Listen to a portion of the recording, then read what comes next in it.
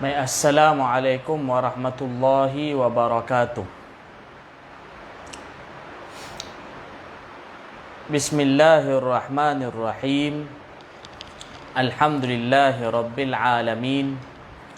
Wassalatu wassalamu ala ashrafil anbiya'i wal mursalin wa ala alihi wa sahbihi ajma'in. Subhanaka la ilma lana illa ma 'allamtana innaka antal alimul hakim. Wala hawla wala quwwata illa billahil aliyyil azim. Rabbi shrah li sadri wa yassir li amri wahlul 'uqdatam min lisani yafqahu qawli. Rabbana zidna ilma warzuqna fahma. Amin amin ya rabbal alamin. Baik, alhamdulillah, tuan-tuan dan puan-puan yang dirahmati Allah Subhanahu Wa Taala, kita sambung lagi pengajian kitab Syama'il Syarifah, Syama'il Asy-Syarifah yang dikarang oleh Al-Imam As-Suyuti rahimahullahu taala daripada kitab Al-Jami'us Shaghir yang dikarang oleh beliau. Jadi beliau telah, dalam kitab tu beliau telah masukkan bab kana yang menceritakan khusus berkenaan dengan syama'il Rasulullah sallallahu alaihi wasallam. Baik, tuan-tuan dan puan-puan yang dirahmati Allah, kita sambung hadis yang ke-34 daripada kitab Syama'il Syarifah. Hadis yang ke-34. Sebelum ni kita baca hadis 33, sekarang sambung hadis ke-34. Baik, hadis ke-34. Qala al-Imam As-Suyuti rahimahullah wa nafa'ana bi'ulumihi wa bi'ulumi masyayikhina fid darain. Amin ya rabbal alamin. Kana sallallahu alaihi kana ahabbu thiyabi ilaihi sallallahu alaihi wasallam al-qamis. Rawahu Abu Daud wa Tirmidzi wal Hakim. Rawahu Abu Daud wa Tirmidzi wal Hakim an Ummi Salamah radhiyallahu taala anha. Baik, hadis yang ke-34 terjemahannya iaitu adalah pakaian yang paling disukai oleh Rasulullah sallallahu alaihi wasallam ialah qamis. Pakaian yang paling disukai oleh Rasulullah sallallahu alaihi wasallam ialah qamis. Hadis riwayat Abu Daud, Tirmidzi, Hakim. Hadis riwayat Abu Daud, Tirmidzi, Hakim diriwayatkan daripada Sayyidatina Ummi Salamah radhiyallahu taala anha. Baik, tuan-tuan dan puan-puan yang dirahmati Allah Subhanahu Wa Taala, Nabi sallallahu alaihi wasallam sangat menyukai pakai qamis. Mana dalam banyak-banyak pakaian baginda, dalam banyak-banyak pakaian yang dipakai oleh baginda sallallahu alaihi wasallam, pakaian yang paling disukai oleh baginda sallallahu alaihi wasallam ialah qamis. Pertama kita kena faham dulu apa dia qamis. Qamis ni ialah baju yang telah dijahit, dipotong dan kemudian dijahit mengikut bentuk badan, dan juga dia ada dia punya kita kata apa, belahan collar dia, potongan di collar. Kemudian dia ada lengan, kemudian sama ada panjang atau pendek. Maka inilah dipanggil al-qamis, qamis. Mungkin kalau bahasa Melayu terjemah gamis. Namun kita perlu faham qamis yang dimaksudkan dalam hadis itu apa dia. Jadi kalau kita lihat kepada pakaian kita sekarang, zaman sekarang ni, orang bila pakai pakaian, kita semua pakai pakaian kita memang semua jahit. Dan kita ni pakaian ialah maknanya kita ni pakaian macam baju Melayu ke, ataupun t-shirt ke, ataupun jubah ke. Jadi ini pakaian zaman sekarang.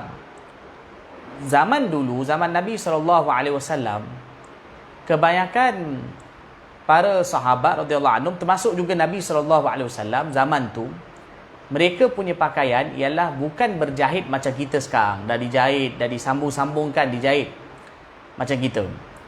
Tetapi pakaian mereka pada zaman dulu ialah seperti, kalau kita nak mudah faham, macam kain ihram sekarang. Kalau kita pergi haji umrah, orang pakai kain ihram. Kain ihram ni, kain itu macam kain tuala, maknanya satu keping kain, kemudian satu dibalutkan di bawah, satu diikatkan di bawah, iaitu macam kita pakai kain sarung lah. Tapi dia hujung dia tak bersambung. Kalau kita tengok kain pelekat zaman sekarang pun, ialah kain pelekat kita ni dah antara dua hujungnya telah dijahit. Jadi kalau kita nak pakai, kita masuk tengah dia, maknanya kita sarung dengan dia. Tapi kalau kita tengok kain ihram, dia macam tuala, kain tuala, cuma ialah panjang lah kan. Kita lilitkan kat badan kita, kemudian kita pun ikatkan dia. Kita simpulkan dia.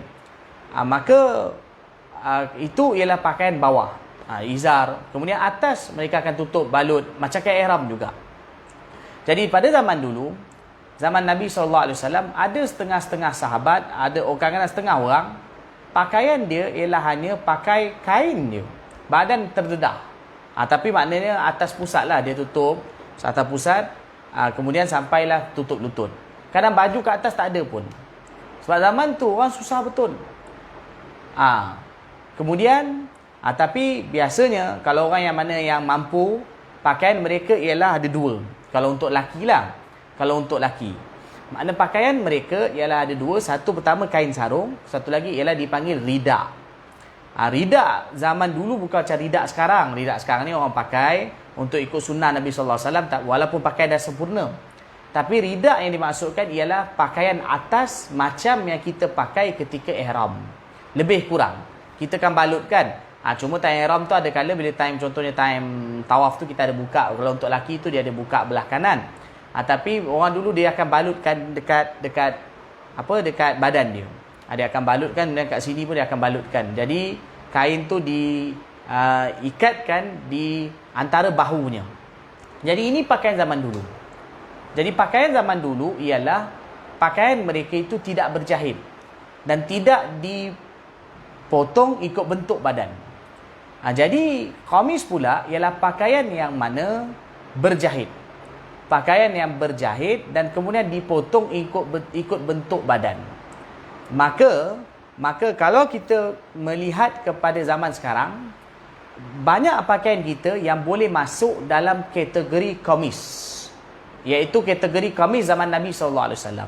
Satu orang kalau pakai jubah, macam saya sekarang pakai jubah, ini memang termasuk qamis. Kalau orang pakai baju Melayu, mungkin tengah dia ada belahan atau tak ada belahan ke, pakai baju Melayu pun boleh termasuk dalam qamis. Kerana apa? Kalau pakai jubah pun cuma jubah tu labuh.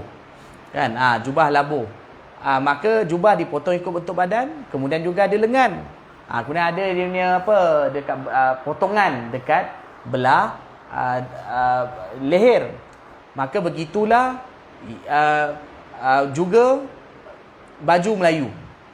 Baju Melayu pun boleh masuk nama qamis. Atau orang pakai kurta pun masuk nama qamis.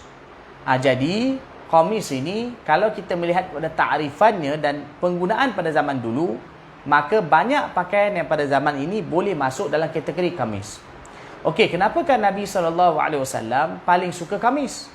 Kerana qamis inilah menutupi aurat dan juga menutupi badan secara lebih sempurna. Sebab kalau kita tengok kan, kalau orang pakai macam kain ihram tu, ialah macam pakai kain ihram tu memang waktu tu dituntut. Hanya pada waktu tersebut. Tapi pada waktu lain tak dituntut. Haji umrah maka dituntut ketika ihram. Tapi kalau pada waktu lain tak dituntut untuk berpakaian demikian. Jadi pakaian qamis ini disukai oleh Rasulullah SAW kerana dia lebih menutupi aurat dan juga bahagian badan secara lebih sempurna. Sebab tu Nabi suka. Sebab kalau dibandingkan dengan pakaian ihram, dia tak tutup. Mana ada bahagian terdedah. Kan tangan ni pun terdedah. Kan bahkan sebahagian badan pun mudah untuk terdedah. Jadi kerana itulah Nabi SAW paling menyukai qamis kerana dia lebih menutupi badan dan lebih terjaga dan lebih mudah lah kalau kita macam kita pakai sekarang ni baju Melayu ke pakai jubah kita sarung pun mudah kan tak payah kita nak ikat-ikat nak simpul-simpul tapi kalau macam kita pakai kain ihram tu macam orang zaman dulu biasa pakai kain tu contoh kalau pakai kain sarung terpaksa ikat kemudian pula nak ikat atas pula dia akan ikat di antara dua ni bau ni dia akan pusingkan kemudian dia akan bawa ke sini dan dia akan pusing maksudnya dia akan disilangkan dekat depan. Jadi pakaian tersebut ialah pakaian yang biasa dipakai zaman dulu. Namun baginda SAW menyukai qamis untuk menggalakkan kepada umat baginda SAW supaya bila pakai pakaian lagi sempurna tutup badan bagi laki maka adalah lebih sempurna adab dan juga menutupi aurat. Kalau perempuan memang zaman dulu mereka pakai kain, memang kain labur macam kain panjang dia mereka lilit kat badan. Ada cara pakai dia. Tapi maknanya pakaian perempuan ialah memang menutupi seluruh badan pada zaman dulu. Ini kita menyentuh berkenaan dengan pakaian lelaki. Jadi kalau zaman sekarang qamis ni maknanya kalau kita pakai jubah dah menepati sunnah, dah masuk dalam kumpulan qamis Nabi SAW banyak suka. Kurta pun boleh masuk juga. Boleh masuk kerana dia dipotong ikut bentuk badan dan juga menutupi dan dia dijahit. Apa lagi? Baju Melayu pun boleh juga. Bahkan para ulama di Yaman, mereka kan kalau Yaman kadang banyak mereka pakai baju Melayu macam baju Melayu. Macam yang kadang baju putih tu, mereka namakan dia sebagai qamis. Dia termasuk di dalam kumpulan kategori qamis. Baik. Hadis yang ke-35. Hadis yang ke-35 ialah kana ahabbu thiyabi ilaihi al-hibarah. Kana ahabbu thiyabi ilaihi al-hibarata. Kana ahabbu thiyabi ilaihi sallallahu alaihi wasallam al-hibarata. Rawahu al-Bukhari wa Muslim muttafaq alaih. Muttafaq alaih wa Abu Daud wa Nasa'i an Anas radhiyallahu taala anhu. Ada yang tanya ni baju kemeja. Dia boleh juga termasuk dalam kumpulan qamis. Tetapi dia qamis ni sifat dia ialah tidak macam menampakkan bentuk badan. Makna pakaian yang beradab dari segi Islam ni makna pakaian sama lelaki atau perempuan dia tak pakai ketat. Makna pakaian tu tidak ni kerana kemeja tu macam nampak bentuk badan.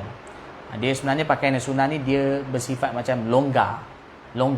Lagi-lagi wanita tapi perempuan lelaki pun sama. Jadi baju kemeja ialah juga boleh termasuk dalam qamis kerana dia ada lengan dan kemudian dipotong ikut bentuk badan dan juga dia tidak ada dia juga ada jahitannya. Baik.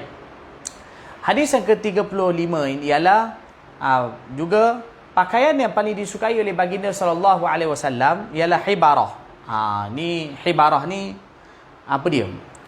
Hibarah ni kita boleh kata tak apa. Kita tengok riwayat dulu. Hadis ni diriwayatkan oleh Bukhari, Muslim, mana muttafaq alaih. Muttafaq alaih mana Bukhari, Muslim, dan riwayat Abu Daud dan riwayat Nasa'i. Daripada Sayyidina Anas radhiyallahu anhu. Okey, hadis ni pula beritahu bahawa pakaian yang paling disukai oleh baginda sallallahu alaihi wasallam ialah hibarah. Hibarah ni apa? Hibarah ni sebenarnya ialah kain rida. Kain rida yang ada kita kata perhiasan yang ada jalur-jalurnya, ada macam kita kata corak-coraknya warna hijau. Dia kain daripada macam kain rida sekarang kain tapi dia zaman dulu tu diperbuat dia di made in Yaman. Maknanya diperbuat di Yaman. Dia ada warna. Dia ada corak-corak, ada garisan tapi secara umumnya dia berwarna hijau. Ini dipanggil kain hibarah. Seolah macam kita kata kain rida warna hijau yang lembut, yang ada corak-corak pada dia. Dalam bahasa Arab dipanggil hibarah, kain hibarah. Kan ha ba ra ta marbutah. Kita nak terjemah sebenarnya dia hibarah ini dia tak termasuk dalam kategori kamis. Dia termasuk di dalam kategori rida. Okey, baik. Hadis sebelum ni kata Nabi SAW paling suka pakai kamis. Hadis ni pula kata Nabi SAW paling suka pakai hibarah, iaitu pakai rida, kain yang warna hijau yang ada corak-corak yang lembut. Itu hibarah. Okey, sebenarnya antara dua hadis ni tak ada pertentangan. Yang itu kamis yang kita baca tadi, dan kemudian hibarah pula ialah dalam kumpulan rida. Maknanya Nabi SAW, kalaulah baginda tak pakai kamis, baginda SAW pakai macam orang pakai ihram sekarang, macam saya terangkan tadi. Maksudnya pakaian yang biasa dipakai pada zaman tersebut, maka kain yang bahagian atas, yang paling baginda SAW suka untuk tutupi badan, balut badan baginda SAW, ialah kain jenis hibarah. Ini kerana apa? Kerana kain hibarah ini dia lebih lembut, tidak kasar berbanding kain yang lain. Kan? Satu pertama dia pun lebih nampak cantik. Dia warna hijau, dah ada corak-corak, ada jalur-jalur, ada coraknya. Zaman dulu dia pun buat daripada Yaman. Jadi bila dipakai tu nampak lebih berhias, berwarna hijau. Jadi kain hibarah ini ialah termasuk di dalam kumpulan, dalam kategori rida. Jadi Nabi SAW paling suka pakai kamis. Tapi kalau Nabi tak ada kamis, Nabi SAW pakai pakaian yang macam biasa dipakai pada zaman dulu. Maka Nabi SAW akan pakai kain sarung. Kemudian kain atas tu Nabi SAW pilih kain hibarah, balut badan baginda SAW. Jadi dia lebih lembut. Dia lebih lembut. Okey, baik. Ini ialah kain hibarah. Hadis riwayat muttafaq alaih, Bukhari, Muslim dan Abu Daud. Bukhari, Muslim, Abu Daud, Nasa'i. Satu muttafaq alaih itu makna Bukhari, Muslim dan Abu Daud dan juga Nasa'i. Diriwayatkan daripada Sayyidina Anas radhiyallahu taala anhu. Baik. Hadis terusnya, hadis yang ke-36. Kana ahabbud dini ilaihi sallallahu alaihi wasallam ma dawama alaihi sahibuh. Rawahul Bukhari wa Ibnu Majah an Aisyah radhiyallahu taala anha. Rawahul Bukhari wa Ibnu Majah an Aisyah radhiyallahu taala anha.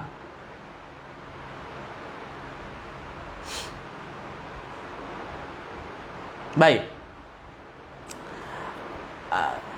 Hadis yang ke-36 ni terjemahannya ialah amalan agama adalah amalan agama yang paling disukai oleh Rasulullah sallallahu alaihi wasallam, ialah amalan agama yang pelakunya melakukannya secara berterusan.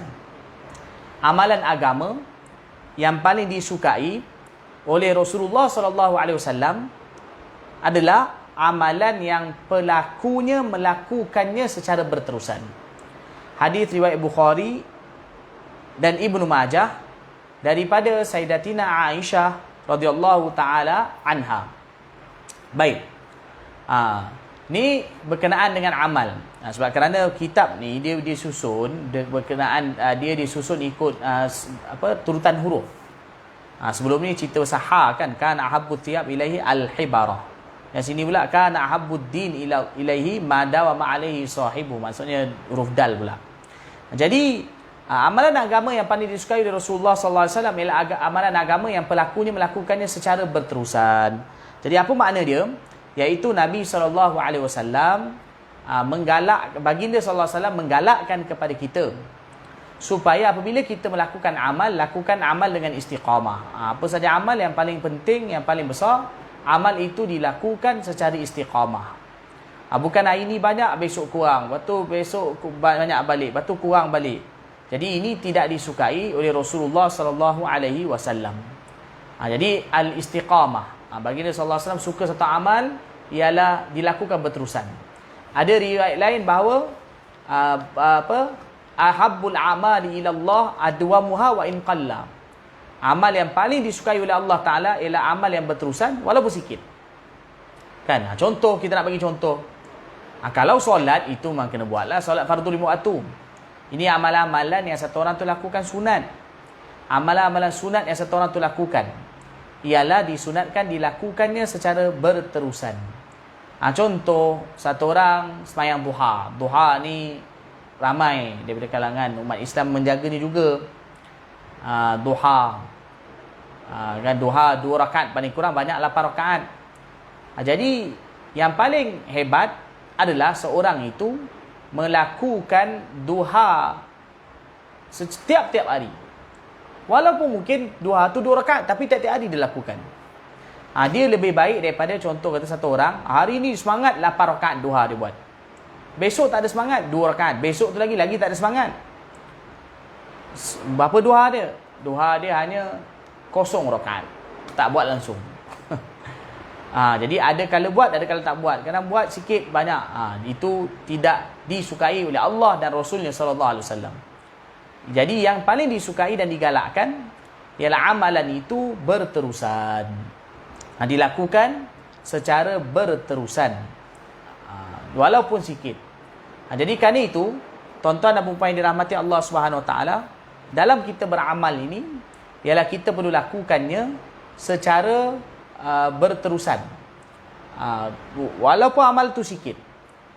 Dan amal itu kita boleh lihat apa dia amalan. Sebagai contohnya baca Quran. Setiap amal yang kita lakukan, contohnya ada orang yang ada baca Quran, zikir sekian, wirid, maka lakukanlah dia secara istiqamah. Kekalkan amalan itu walaupun tak banyak. Sebagai contoh zikir, Quran dulu, Quran. Sebagai contoh Quran. Mungkin dia semangat 1 juzuk, besok baca 2 muka surat dia. Tapi lakukanlah amal tu berterusan, istiqamah. Contoh satu hari satu live. Contohlah kata satu hari 1 live untuk orang awam, 1 live Quran. Kalau dapat lagi, bahkan ada ulama sebutkan paling kurang sebenarnya 1 juzuk. Tapi mungkin itu susah bagi orang awam, mungkin satu hari 1 live. Atau mungkin 5 muka surat. Tapi setiap-tiap hari baca.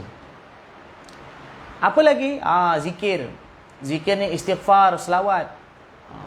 Tiap hari 100 selawat. Berterusan. Jangan kadang-kadang ada sampai semangat 1000. Lepas tu besok tak buat. Lepas tu buat 100. Adalah lebih baik tiap-tiap hari dia selawat 100 berbanding kadang-kadang buat, kadang tak buat. Begitu lagi zikir yang lain.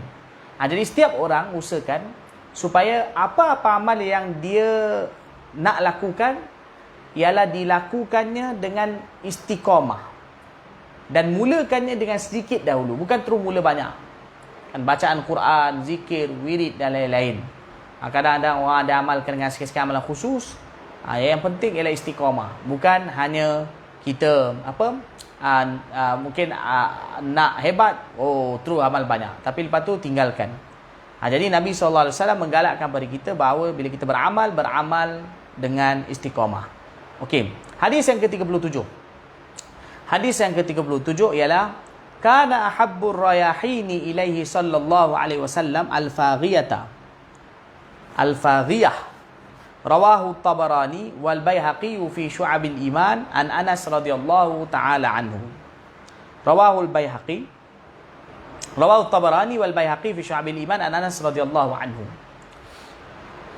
Baik. Adalah bunga raihan yang paling disukai oleh baginda sallallahu alaihi wasallam, bunga raihan jenis faghiyah. Ini saya pun tak tahu apa terjemahan dia, faghiyah. Faghiyah ni maknanya antara jenis-jenis bunga raihan lah. Saya tengok juga dalam kamus ada juga ditunjukkan gambarnya kan. Tapi saya cari, kemudian lepas tu cari lagi, search juga, tengok juga dalam internet. Saya nampak dia juga macam sejenis bunga warna kuning-kuning, warna putih kuning. Lebih kurang macam bunga betul, faghiyah tu betul ejaannya begitu. Faghiyah. Kalau Arab fa alif ghin ya ta marbutah. Jadi bunga raihan yang paling disukai oleh baginda sallallahu alaihi wasallam jenis faghiyah adalah bunga faghiyah. Bunga faghiyah. Kerana dia ni paling wangi. Faghiyah ini juga ialah, maksud dalam kalangan bunga raihan, dia ialah yang paling wangi. Juga nama lain dia dipanggil Nurul Hinna. Nurul Hinna. Dalam bahasa Arab juga dipanggil Nurul Hinna. Tuan-tuan boleh tengok dalam bolehlah, tak ada masalah kan. Kadang kita boleh gunakan. Kadang bukanlah langsung tak boleh tengok Google. Tapi kadang ada kali kita boleh tengok juga Google. Mana yang perlu. Kalau tak perlu, tak payahlah. Jadi Faghiyah ni saya tengok tadi juga nama Nurul Hinna. Dia macam warna kuning. Saya pun tak pasti bunga apa. Kuning kecil-kecil, macam lebih kurang macam bunga jasmin pun ada sikit. Tapi memang wangi, harum. Tapi pernah nampak lah bunga itu, pernah dilihat. Jadi ialah dia antara bunga raihan yang paling wangi lah. Kesimpulannya maknanya Nabi SAW suka dengan wangi-wangian. Jadi antara bunga yang paling baginda SAW suka ialah bunga Faghiyah ni. Dalam bahasa Arab juga dipanggil Nurul Hinna. Kerana apa dia? Dia ialah berbau wangi lah, maknanya paling berbau wangi. Dan dari segi perubatan juga dia ada manfaatnya. Dia ada manfaatnya pada perubatan.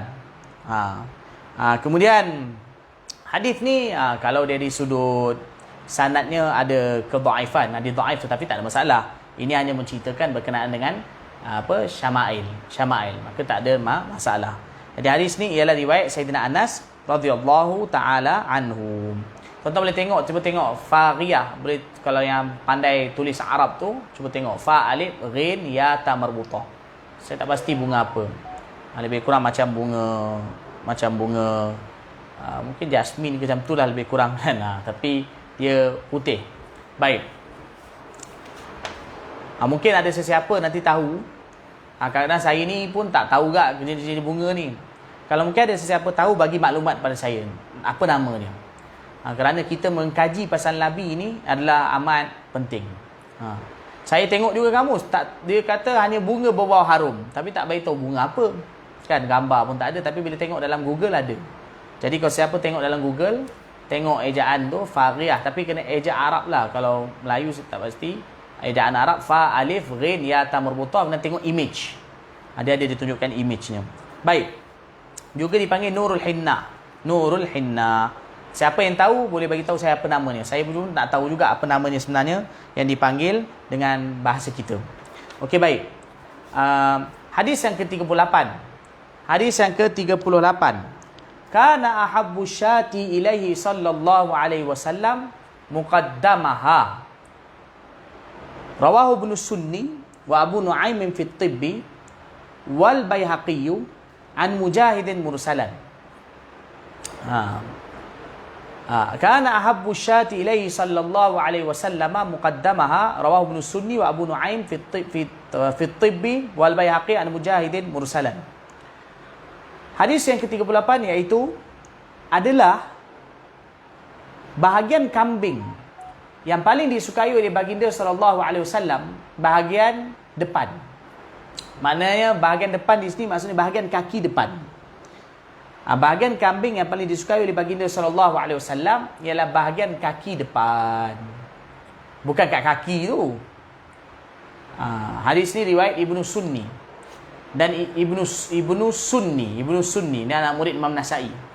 Hadis riwayat Ibnu Sunni dan Imam Abu Nu'aim dalam kitab At-Tib, kitab perubatan, kitab At-Tib.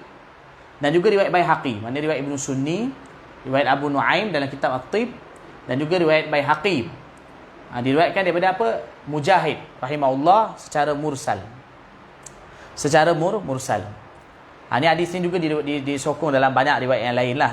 Dalam Tirmidzi pun ada riwayat yang lebih kurang begini.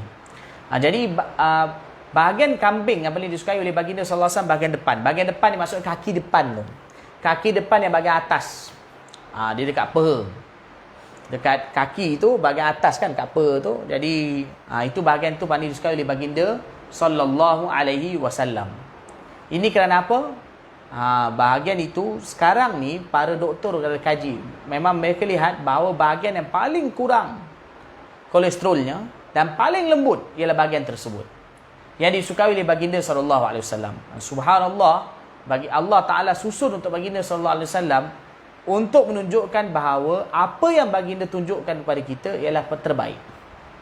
Mana siapa ikut baginda sallallahu alaihi wasallam pasti tak akan sesat atau salah ataupun dia gagal. Pasti tidak. Jadi baginda sallallahu alaihi wasallam tunjukkan bahawa kalau makan kambing, mana bahagian yang paling baginda suka bahagian kaki depan. Bahagian atas tu. Bahagian peha bahagian kaki depan. Ada dibaitkan belah kanan kan. Jadi tuan-tuan dan puan-puan yang dirahmati Allah Subhanahu Wa Taala, bahagian itulah bahagian yang satu lembut. Yang kedua ialah bahagian tersebut ialah apa? Maknanya bahagian itu ialah dari sudut khasiatnya juga. Dari sudut khasiatnya juga ialah baik untuk kesihatan. Berbanding tempat yang lain. Jadi dalam kitab pun ada sebutkan bahawa bahagian itu yang paling cepat dihadam. Kalau makan, maknanya apa? Paling mudah dihadam. Dan maknanya ringan kepada perut. Ini dalam kitab syarah lah disebutkan. Masya Allah. Jadi baginda SAW suka makan kambing.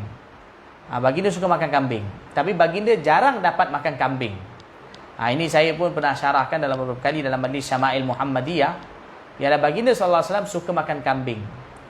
Tapi baginda jarang dapat makan kambing. Kadang-kadang makan kambing ni makan kambing ni baginda SAW biasa dapat makan kalau orang jemputan. Orang jemput datang rumah. Waktu tu lah Nabi SAW makan kambing. Tapi kalau biasa-biasa Nabi tak makan. Dan bila Nabi makan, Nabi SAW suka bahagian ni. Jadi tuan-tuan dan puan-puan yang dirahmati Allah Subhanahu Wa Taala, kita kalau kita makan kambing, cari kambing, carilah bahagian ni. Cari bahagian ni. Zaman Nabi SAW secara umumnya mereka bila makan kambing, mereka makan dipanggang. Bukan kuah macam kita sekarang. Iaitu dipanggang. Baik. Hadis yang ke-39, kana ahabbu syarabi ilaihi sallallahu alaihi wasallam al-hul wal barid. Rawahu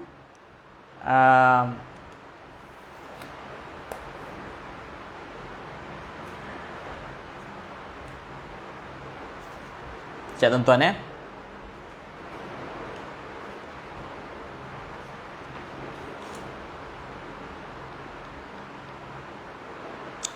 Baik. Kana ahabbu syarabi ilaihi sallallahu alaihi wasallam al-hul wal barid, rawahu Ahmad wa Tirmidzi wal Hakim an Aisyah radhiyallahu taala anha. Baik. Adalah minuman yang paling disukai oleh baginda sallallahu alaihi wasallam ialah minuman yang manis lagi sejuk. Minuman manis yang sejuk. Hadis ni riwayat Ahmad, riwayat Imam Ahmad, Imam Tirmidzi, Imam Hakim daripada riwayat Sayyidatina Aisyah radhiyallahu taala anha. Hadis yang ke-39 ialah apa dia? Minuman yang paling disukai oleh baginda sallallahu alaihi wasallam ialah minuman yang manis. Minuman manis yang sejuk. Minuman manis yang sejuk. Okey. Pertama kita kena faham apa makna manis di sini. Sejuk pun kena faham juga. Apa makna manis dan apa makna sejuk. Kita kalau faham manis, kita mungkin bolehlah macam kita makan benda-benda manis zaman sekarang ni kan. Dia manis di sini, manis di sini ialah memberi makna manis yang bukan terlampau manis. Kalau kita lihat makna manis di sini, satu ada makna, zaman Nabi SAW, air yang ada ialah air itu jarang air yang baik. Zaman Nabi dulu kalau kat Madinah, kat Mekah dulu kadang air yang minum tu payau. Kadang air itu pun masin. Jadi ada sebahagian perigi dia dulu kat Madinah yang airnya elok. Orang kata air tawar. Tapi dalam bahasa Arab juga air yang begitu juga dipanggil air manis. Air manis. Jadi ada juga ulama yang mensyarahkan hadis ni, iaitu mengatakan bahawa maksud minuman manis tu ialah Nabi SAW suka minum air perigi, air tawar yang elok rasa dia. Sejuk. Satu. Yang kedua sejuk. Sejuk di sini bukan makna dia ialah sejuk ais macam kita sekarang. Sebab zaman tu ais tidak didapati. Kalau mungkin ada pun jarang lah, sangat susah kan. Secara umum mereka tak ada apa. Betul. Manis di sini, lepas ni saya akan syarahkan lagi. Manis di sini bukan manis gula macam kita sekarang. Bukan manis gula macam kita sekarang. Dan sejuk di sini bukan sejuk macam ais kita. Okey, apa contohlah nak mudah faham macam aiskrim. Ais krim tu manis dan sejuk betul. Memang batu, maksudnya dibekukan. Tapi manis zaman Nabi SAW dan sejuk ialah bukan manis dan sejuk macam kita faham. Apa dia? Iaitu zaman Nabi SAW, kadang Nabi SAW masuk dalam satu kebun sahabat. Sahabat tu ada perigi dalam kebun ni. Contohnya Sayyidina Abu Talha radhiyallahu anhu, Sayyidina Sa'ad bin Khaitamah radhiyallahu anhu dan sahabat-sahabat yang lain, ada dalam kebun mereka ada perigi, air perigi. Jadi perigi mereka ini ialah airnya baik daripada perigi yang lain.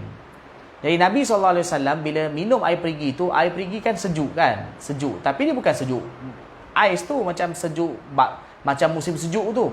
Dia sejuk yang orang kata sejuk-sejuk ialah macam kita kata sejuk dalam mungkin air tu, kalau kita ikut Celsius mungkin dalam 20 Celsius. Kalau air suhu bilik 28 Celsius, mungkin 20 Celsius sejuk sikit kan. Dan Nabi SAW minum. Jadi bila Nabi minum tu, air tu pun elok, maka Nabi SAW suka minum air macam tu. Nabi SAW puji, Nabi minum kerana Nabi datang berkali-kali. Bila Nabi datang berkali-kali, Nabi datang minum, maka sahabat radhiyallahu anhu pun riwayatkan bahawa Nabi SAW suka minum air macam tu, sejuk yang manis. Jadi manis di sini tak semestinya, satu pendapat tak semestinya memberi makna manis yang terlampau manis, tapi makna macam air tawar. Sebab zaman Nabi dulu nak dapat air tawar adalah amat sukar. Air yang elok rasa dia macam kita sekarang. Kalau nak mudah faham, maksud di sini sejuk yang manis ialah satu beri makna macam kita air mineral sekarang. Air mineral sekarang kan, contohlah air mineral tu kita letak malam kan, kita simpan, tak baik bukan dalam peti ais, tapi mana kita biarkan dia agak sejuk. Itu air tu disukai Nabi sallallahu alaihi wasallam. Okey, satu lagi makna air sejuk yang manis ni, air sejuk yang manis ni ialah satu dipanggil juga nabit atau naqi'. Nabit atau naqi'. Zaman Nabi SAW juga para sahabat dan Nabi juga biasa minum nabit atau juga dipanggil naqi'. Nabit atau naqi'. Apa dia nabit atau naqi' ni? Iaitu air rendaman kurma atau air rendaman kurma atau air rendaman kismis. Air rendaman kurma atau air rendaman kismis. Atau satu lagi, iaitu air yang dicampurkan dengan madu. Air yang dicampur dengan madu. Air yang dicampurkan dengan madu. Inilah contoh-contoh air yang manis yang sejuk. Iaitu apa dia? Satu pertama, air nabit. Nabit ni apa? Air kurma. Air kurma tu, kurma tu direndamkan dalam air, nanti besok, biasanya bila direndamkan, air dia punya manis tu turun. Dan sejuk bila dah rendam, biar satu malam sejuk, maka diminum. Nabi SAW suka minum nabit. Tapi air kurma tak boleh rendam lama. Kalau rendam lama-lama, 3-4 air lain-lain, kalau tempat tu panas, maka akan menyebabkan jadi arak. Dia boleh jadi arak. Kenapa? Dia akan keluar gas. Dia makna rendam sebelum naik gas. Biasa 1 hari, 1 malam je. Jadi biasanya malam Nabi SAW rendam, besok Nabi minum. Jadi air itu manis kerana rendaman kurma dan juga apa dia? Sejuk. Dia bukan letak ais dan bukan juga gula macam kita. Yalah, bila kita rendam air kurma kan jadi macam manis-manis. Orang kata macam manis-manis buah. Ataupun kismis, naqi'. Kismis, air kismis direndamkan dan diminum.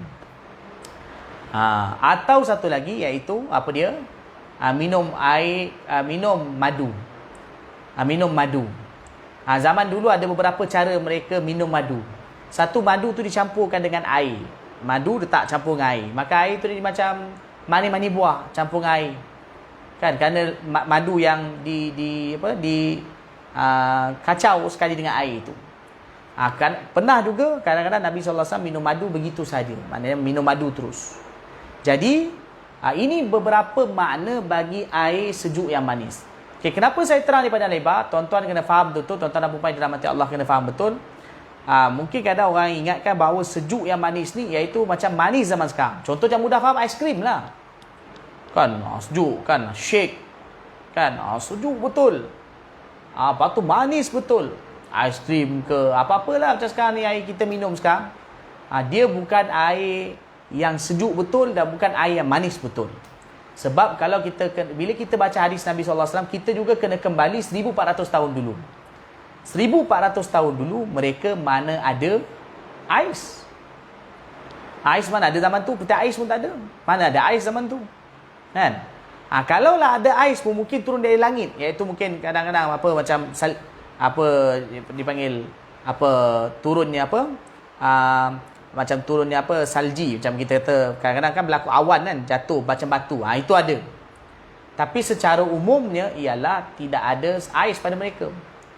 Satu. Yang kedua, mereka tak minum air betul-betul manis macam kita. Gula pun tak ada zaman tu. Kan? Gula, maksud saya gula yang macam kita sekarang. Manisan ada, tapi tidak manis macam kita sekarang. Jadi jangan salah faham bila kita baca hadis ni, kita pun menteka darah. Kan orang ni 9 kata, kita menteka darah. Kita menteka darah benda manis.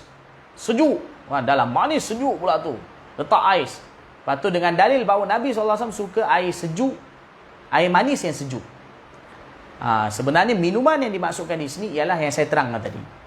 Jadi ada beberapa jenis contoh-contoh minuman yang dimaksudkan dengan manis yang sejuk. Okey, pertama apa dia? Ni contoh-contoh lah atau beberapa contohnya. Pertama, satu makna dia macam contohnya air mineral, air daripada perigi yang daripada perigi yang elok, air tawar. Contoh macam air mineral. Seperti air mineral. Yang kedua ialah air rendaman kurma nabit. Yang ketiga air rendaman apa? Air rendaman kismis, naknya. Ataupun maksud dia iaitu air yang dicampurkan dengan apa? Madu. Air yang dicampurkan madu pada dia. Jadi inilah yang dimaksudkan dengan air sejuk yang manis. Bukan aiskrim, bukan Coca-Cola, bukan Pepsi dan seumpamanya. Jadi hadis ni diriwayat Imam Ahmad, Tirmizi, Hakim daripada Sayyidatina Aisyah radhiyallahu taala anha. Tu ada tanya, ustaz, dulu Rasulullah sallallahu alaihi wasallam minum air Zam-Zam di Madinah ke? Macam sekarang ni ada lori hantar dari Mekah. Zahirnya orang Mekah lah zaman dulu yang minum air Zam-Zam. Di Madinah tak ada Zam-Zam. Di Madinah tidak ada air Zam-Zam zaman dulu. Sekarang yang mereka hantar. Zaman dulu tak ada Zam-Zam. Mungkin ada kafilah-kafilah. Wallahu alam.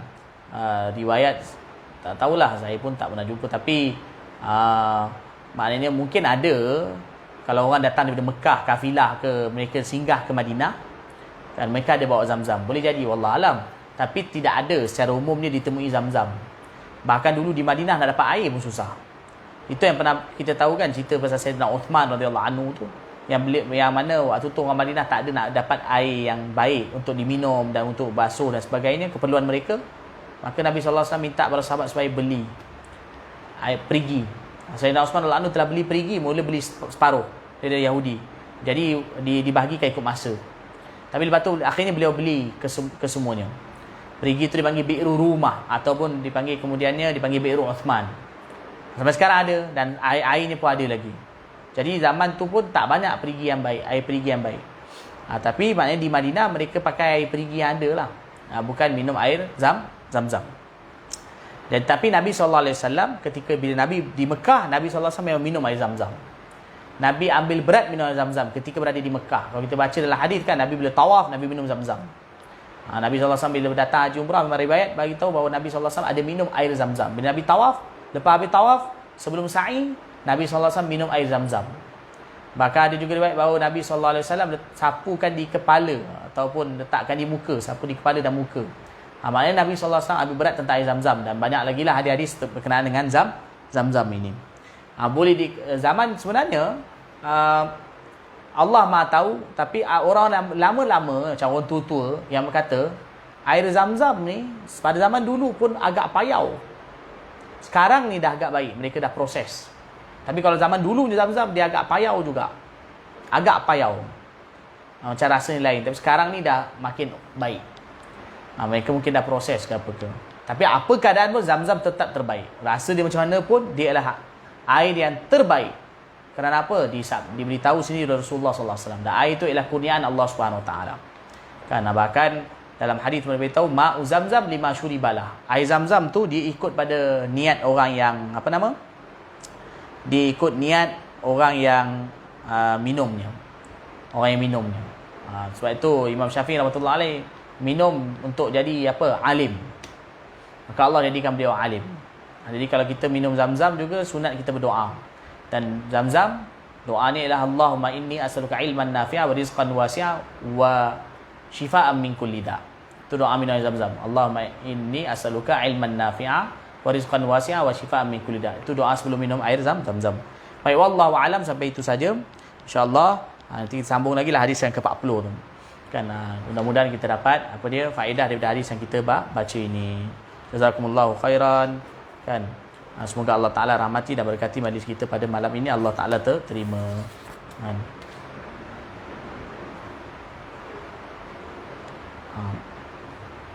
Tu ada abang komen kata Muli ingat rasa air Zam-Zam sejak umur 4 tahun. Abang Zulkifli, macam mana rasa abang, ingat lagi?